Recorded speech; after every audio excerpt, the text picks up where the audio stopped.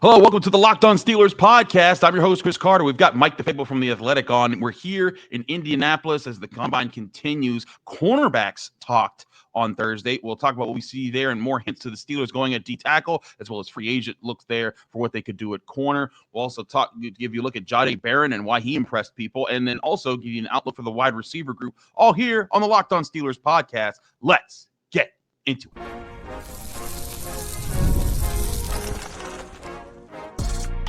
You are Locked On Steelers, your daily Pittsburgh Steelers podcast, part of the Locked On Podcast Network, your team every day.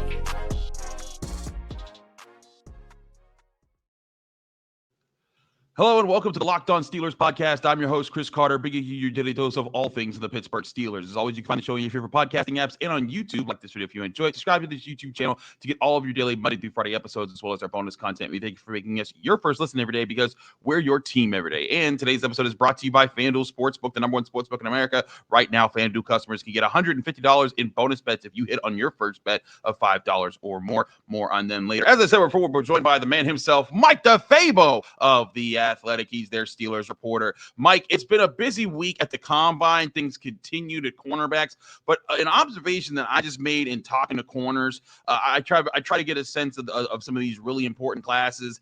I talked to over a dozen cornerbacks, and I talked to over a dozen defensive tackles, and I targeted guys that I was interested in that would be up in higher rounds than maybe in some of the middle rounds. And overwhelmingly, one of the things I found was that a lot more of the defensive tackles had said that they had an informal or a formal meeting with the Steelers than there were at cornerbacks. And to me, that further shows maybe a little bit of what the Steelers are planning to do with this draft class, at least is what their priority is to land there and what their plan is and how they're going to build their roster for 2025.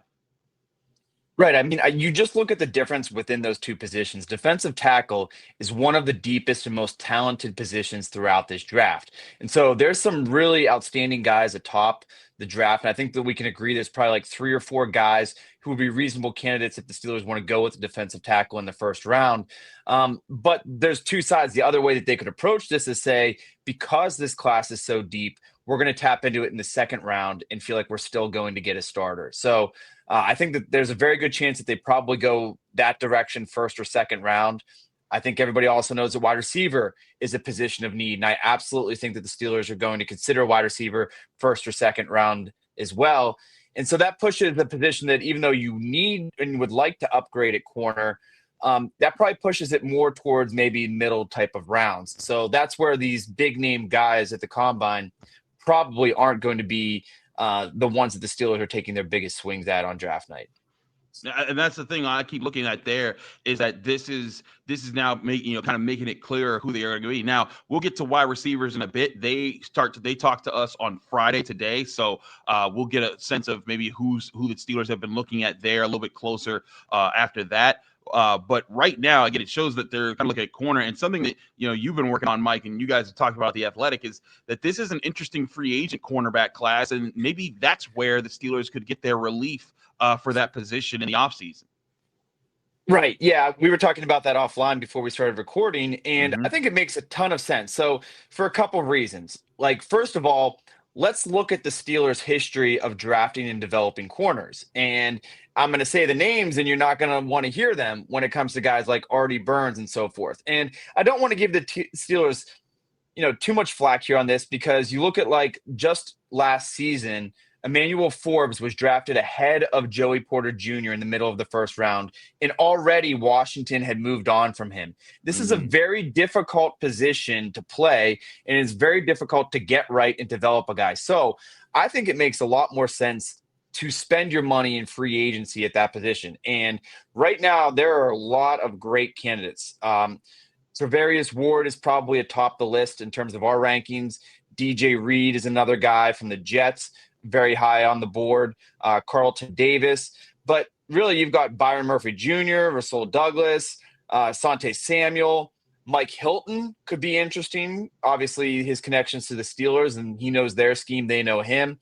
But just to emphasize how deep the class is, Dante Jackson is currently ranked by The Athletic as the 111th overall free agent, right? That is tier 7. There are 1, 2, 3, 4, 5, 6, 7, 8, 9, 10, 11 corners ranked ahead of him.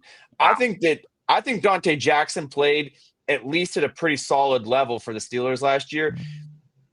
According to our rankings, you could get like 10 guys that are as good or better than him.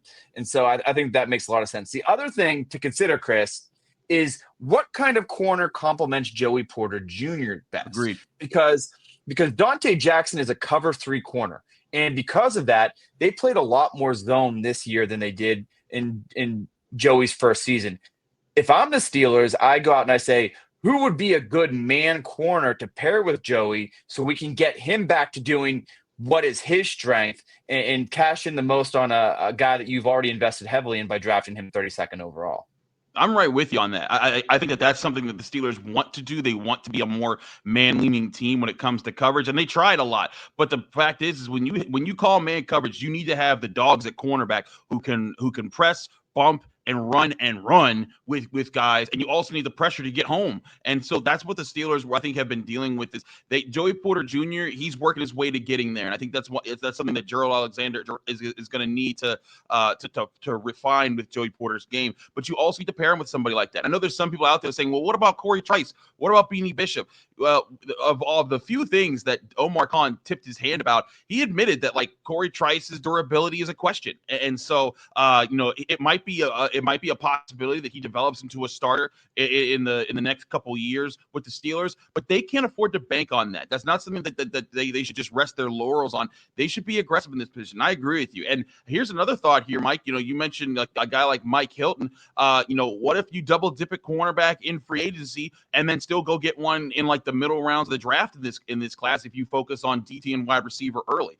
Looks like we lost Mike for a second there. We hope to get him right back. But to Mike's point, I think the big thing is the big thing is we're going to get him back momentarily. But the big point is when you look at the cornerback position and you look at how things have played out, so far, I think the Steelers are going to be looking at outside corner a little bit, but they also are going to keep their eyes on the slot. One guy in particular, Jacob Parrish, another out of Kansas State. He's a guy that I think fits that slot role, but there's also guys that flex in between. In free agency, Byron Murphy is one of those primary guys that I look at that if you get him, you can kind of put him in the role that you were hoping Cam Sutton to be in. And so if you get him there, Cam Sutton obviously didn't work out for the Steelers, but Cam Sutton before he joined the Lions was a very reliable cornerback for the Steelers because he could flip between both positions. And so with that, I think that's what the Steelers might be looking for in free agency to give them that flexibility. And then going into the draft, maybe you can get a guy who can be there, or you can get another guy in the draft who also is flexible. And that's why I want to focus on one cornerback who I was really impressed with how he handled the media session at the podium. I'm going to talk about that. And that's Jahdae Barron out of Texas. He was a guy that I was really interested in early on. And the more I watched tape on him, I was impressed by him. And the way he carried himself further suggested like, hey, this should be a guy the Steelers talk to. And of the guys, I talked to many people. I talked to Azareye'h Thomas. I talked to Maxwell Hairston. I talked to Will Johnson. I got a lot of no's. The Steelers did not talk to me, but they did talk to Jahdae Barron. So we're going to take a quick look at Jahdae Barron. We'll also hope to have Mike back in a second here. We just lost our internet connection. Please pardon our dust. We're both in our hotels on the road in Indianapolis covering the combine. So sometimes this kind of stuff happens. So stick with us. We'll be right back. Continue to talk about what we're seeing at the combine and show you an inside look at Jahdae Barron at the podium next here on the Locked On Steelers podcast. But first, I want to remind you this show is brought to you by FanDuel Sportsbook, the #1 sportsbook in America. When the game tips off, the NBA action is beginning on FanDuel, America's #1 sportsbook, because FanDuel is your home for NBA live betting. So even if you miss the first few minutes of the game or want to bet on a fourth quarter comeback, you can make your picks from the first whistle until the final buzzer. Plus, you can even combine your live bets into a same game parlay for a bigger payout. However you want to play, now is the perfect time to join. New FanDuel customers get started with $150 in bonus bets if you hit on your first bet of $5 or more. Just visit FanDuel.com to join today. That's FanDuel for your shot at $150 in bonus bets. Make every moment more with FanDuel, official sportsbook betting partner of the NBA.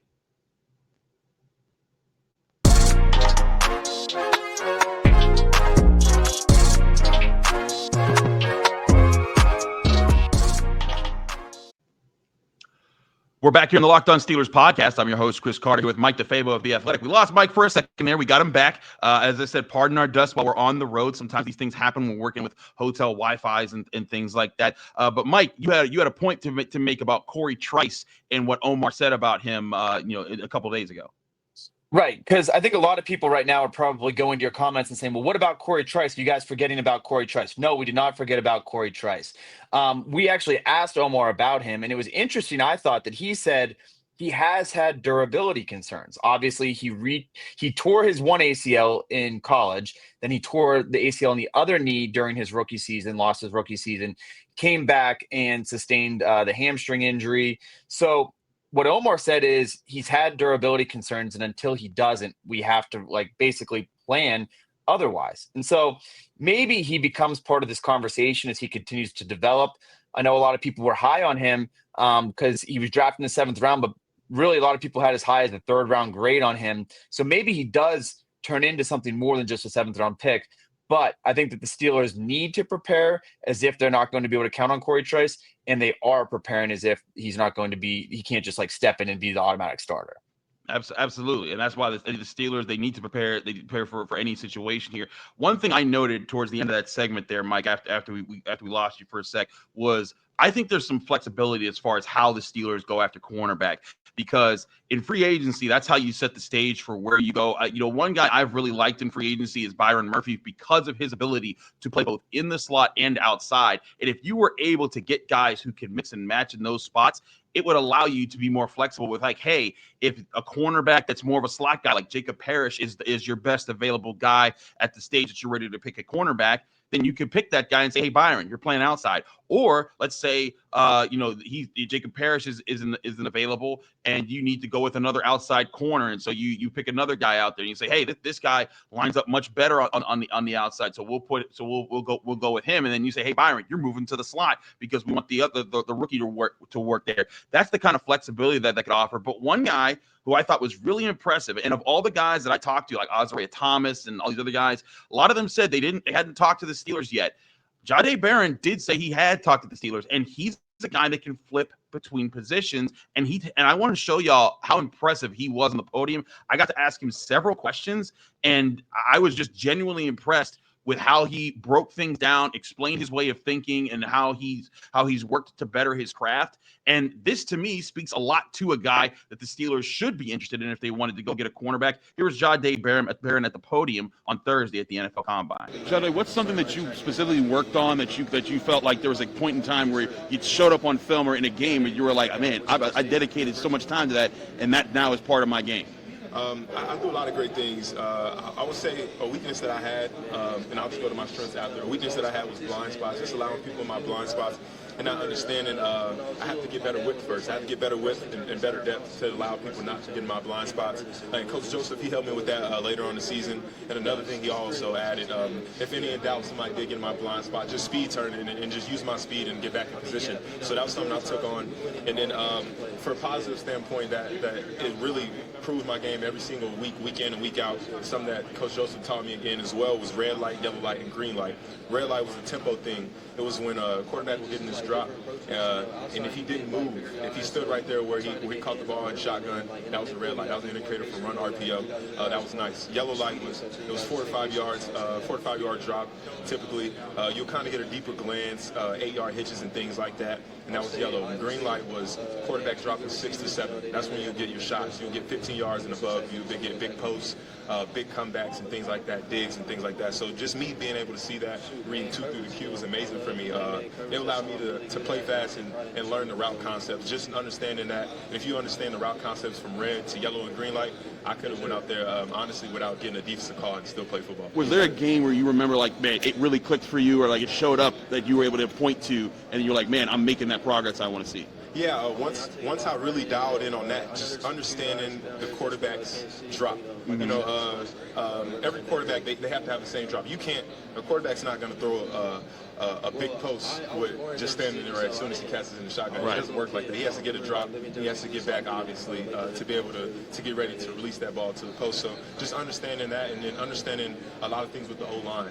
Was it hi-hat? Were they trying to break the glass? Understanding if they were trying to break the glass, it was run RPO and things like that. So me just kind of playing the simplest things in my head when the play would start, and kind of made me be efficient throughout the play. Have you met with the Steelers yet? Yes, sir. What was that like? It went good. They were just finding about me, really, honestly, who I was as a person, the things that I faced, obstacles. Obviously, I faced a lot of adversity, just a lot of growing up to do, and I grew up perfectly, just maturing in the right way. Thanks to Sark for that. Just helping me on and off the field. He always told me, better the man, better the ball player. So just taking that into consideration every single year and every single day about my journey, it really changed me, and I matured a lot. Just building connections, graduating, and then turning my life around just on the field, just how I took about the treatment room and things like that. So, like, Mike, that's the kind of guy who, when I hear him thinking, I'm like that guy's thinking through a lot of things, not just football, but off the field too. Now, granted, I think Jahdae Barron, when he tests later today, I think he could end up, being out of the Steelers' range as far as he's probably going to need to be a first-round pick and maybe even drafted before the Steelers come up. And as you and I are talking about, maybe the Steelers aren't going that direction, but maybe they are. We got to wait and see. But that gives me the insight as far as like, hey, that's the kind of flexibility that would really work at a Terrell Austin defense, and with Joey Porter Jr. as someone else that could help out the secondary. Yeah, two things on this. First of all, I saw that Deshaun Elliott reposted one of the quotes, which just shows you like a player who's in the league has respect for a guy like this. The other thing is, if I'm a coach and I just listened to that interview, he just mentioned two guys and he quoted them. This is a coach, obviously a coachable player. Like, yes, to me, I always say that, like, that players are listening when they start sounding like their coach. When you hear guys start using Tomlinisms, it means that they're listening and that the message is getting through. So this is a guy that obviously wants to be successful, is taking feedback and criticism. And like right there, he's literally teaching people about football. He's speaking the game. He's a student of the game. Very impressive the way that he carried himself. And I got to note, like, a lot of these interviews at the Combine are worthless and like you're getting very little. That was one of the best 2.5 minutes I've ever seen from the Combine. Yeah. And I think that's mostly because of you, Chris. I would say it's mostly on the questions that were being asked. but I joke about this with Brian Batko on the North Shore Drive podcast with the Post Gazette. Go check that out, by the way. But like literally, I'm interviewing one of the Pitt prospects, Gavin Bartholomew, and I'm like, "Hey, Gavin, how did you become a better route runner at Pitt?" Now, I watched him become a better route runner, so I know this answer, but I want to illustrate that for the article that I'm working on for him. But then like he talks about how he was always good at the top of his route, but he needed to get better at the start of it. He needed to hit his gut better. So he gave me that kind of an answer. And then the follow-up question was someone else who interrupted my follow-up and said, "Gavin, if you had to describe yourself as emoji, what would it be?" And I'm just like, I get it. Like other, like, well, there's fun questions. The Combine is wild because you get all kinds of people in there asking all kinds of crazy questions. Well, hey, you know what? I'm sure that might be great for a TikTok that'll go up and maybe get lots of likes. I don't know, but Chris, hold on a minute. Let me ask you a question though. What emoji would you describe yourself as? God, no. Is there a Yoshi emoji? Because I would just Yoshi that question with the hammer if I could do that. Just the hammer emoji. Just the hammer. You know what? The hammer emoji. That's it. I'm just hammering somebody for asking me that question at the Combine. But to your point, there's a lot of silliness there, and I think there's also times where players don't like. There's times when I ask them a question like that, and I don't get a great answer. There's times I ask them like, "Hey, I'm a dog," or "I'm this," or "I'm that," and I'm like, "Hey, it's good to just have that confidence in yourself and that." But when I see guys that show that kind of athleticism, that competitive fire, like Maxwell Hairston, I liked a lot of his answers as well. I'll get to him later in the next week when we start getting a chance to review more of the clips here, and I can get more time to cut things up. But when I get those thoughtful answers and you're an athletic freak, that shows me that you can combine those two things. And like you said, Mike, that shows you're coachable, you're thinking on your feet, and those are the kind of people you not just want as players, but as leaders in your locker room. Right, absolutely. And that's a huge part of this as well, is like, yes, they're here to see how fast guys are. And there are definitely instances where you're like, this guy looks like an athletic freak on tape. We would like the numbers to quantify that and to back up what we're seeing and give us like 2 data points. But a lot of what goes on at the Combine is just getting to know these guys. And, a lot of people in scouting will tell you that some of the most important things that they do here are those interviews where they invite guys in. So, it'll be interesting to track this and see if maybe he's a guy the Steelers invite to Pittsburgh for a pre-draft visit. All those things will start to tell us more about kind of the Steelers' approach and who they might be targeting and when. Absolutely. Some people need to remember too, pro day visits are such a big part of it. Pro day. And things like that. This is still a very early part in the draft process, but still a fun part that we love to break down. Wide receivers talk today, if this is the Friday episode, and that's another position of a priority on the Steelers. I want to talk about who we're excited to hear from here on the Locked On Steelers podcast. We'll do that next here with Mike DeFabo of The Athletic, Chris Carter with Mike DeFabo. Stick with us. We'll be right back.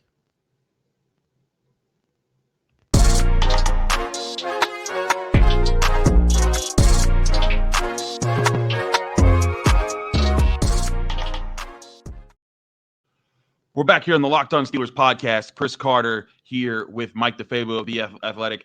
Mike, let's talk about wide receivers. There's top guys out there like Matthew Golden, Emeka Egbuka, and Luther Burden, all guys that could be available for the Steelers in the first round. But there's also other guys in the second round. But here's the thing that I run into this, Mike, because I like Jaden Higgins. I like Jack Besh. I like some other guys in this draft class. I do think the Steelers, as much as they're talking about these other positions that are priority, D-line, corner, running back eventually, I do think wide receiver should be a priority, even if they do get a wide receiver in free agency that could be a solid, 1 or 2 with or without George Pickens. And we can explore the George Pickens future thing whenever, because that's going to be a topic. We've talked about that, and we'll continue to talk about that, I'm sure.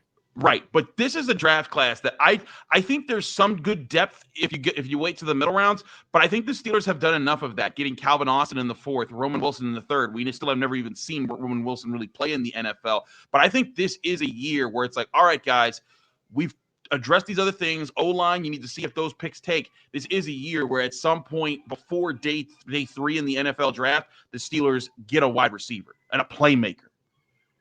Right. Here's how I would answer that question, Chris, is a lot of people, like in my mock drafts, I'll say all the 3 names that you mentioned, which are like the most likely guys that the Steelers could target, right?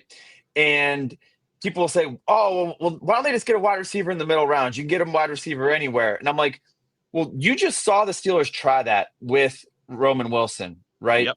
And he basically redshirted his entire first year.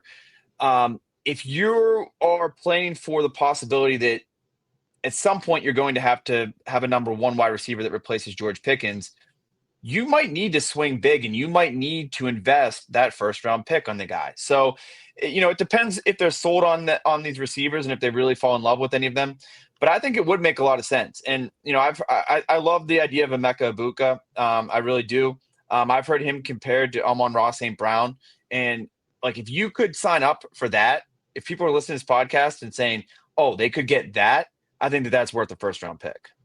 I'm right with you on that. And I think that would be something there. But now again, it's about weighing your options. Is that worth the first round pick versus, a top line D tackle who could destroy people for the next 10 years on your D line? That's up to the Steelers to decide. If Jahdae Barron's available at corner and you think you can get a shutdown guy and that him and Joey Porter can be a tandem of terror in the secondary for the next 8 to 10 years, that's what you have to option. But I think that's also a sign here of there is a flexibility of options available to the Steelers for multiple needs that could address things now and set their foundation for the future, which is a very good position to be in as far as what you're expecting to come at that stage of the draft. So I know some people they get disappointed when they're like, man, the Steelers are picking 21st, man. They're not going to be able to get one of these top players.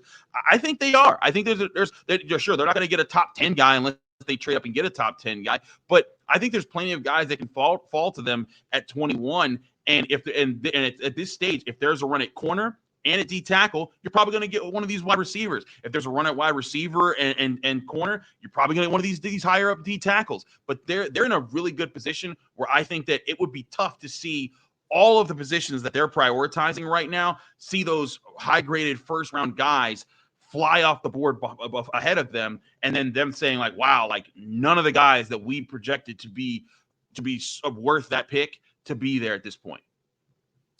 Yeah, I mean, the way that I look at it, I think that they're fortunate in the sense that defensive tackle is obviously a position of need.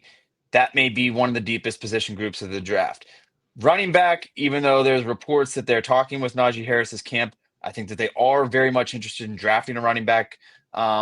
that's also a very deep and talented class. So positions that you really need should be available to you in rounds 2, 3, 4. And so, I look at it and I say, like, get your wide receiver first. Then one way or another, there's going to be a really good defensive tackle sitting there when you pick in the second round. You can get your defensive tackle then. And then one way or another, there's going to be a really good running back in the third round. You can get your running back there. I just think that the draft would break really well for them if they end up landing that top wide receiver in the first round.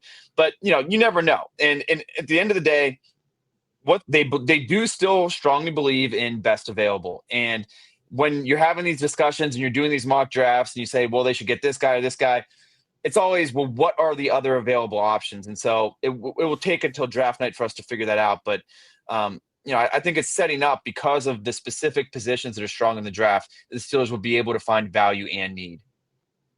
I agree, and that's the thing, is that this is a chance for them to do that. And again, we still got to hear these guys talk. We got to see everybody run. We got to do that, and then we got to get, and that's long before even the pro day process begins and we start seeing the visits. But I think the point is that there is an opportunity at the top of this wide receiver class to make some serious moves and get a playmaker to line up next to George Pickens, and to potentially even be the playmaker of the wide receiver room if you don't want George Pickens to be part of the future, which, as we've talked about that a lot recently, with with what Omar Khan said, with how things have looked at the end of the season. So there's a big opportunities there, and that's why the combine's so much fun to me, because we're talking about all these different possibilities. The Steelers are going to have to make a decision in the first round, but there's still guys in the second round at multiple positions of need that can fit them well. So lots to discuss here. Mike and I have been at the combine all week long. We've been giving you the coverage. Mike, thanks so much for joining us here on the Locked On Steelers podcast. Let people know they can find you, follow you, get more of your work, and anything that you got coming out that people need to be looking out for. Yeah, absolutely. You can follow me on social media at Mike DeFabo, and then always read my work in The Athletic. Lots of draft coverage over there, so make sure you check it out. Absolutely. He's Mike DeFabo of The Athletic. I'm Chris Carter from the Pittsburgh Post-Gazette. You can read my work in the Pittsburgh Post-Gazette, post-gazette.com. You can find me here on the Locked On Steelers podcast every day, Monday through Friday, breaking down your Pittsburgh Steelers on your favorite podcasting apps and on YouTube. Like this video if you enjoyed. Subscribe to this channel to get all of those daily episodes. We're back Monday. We'll recap some of the things we saw over the combine. We'll share more interviews that we got here, and then start to look at some of the numbers that come out from the combine, because that's always one of the more interesting parts. Keep it here with the Locked On Steelers podcast.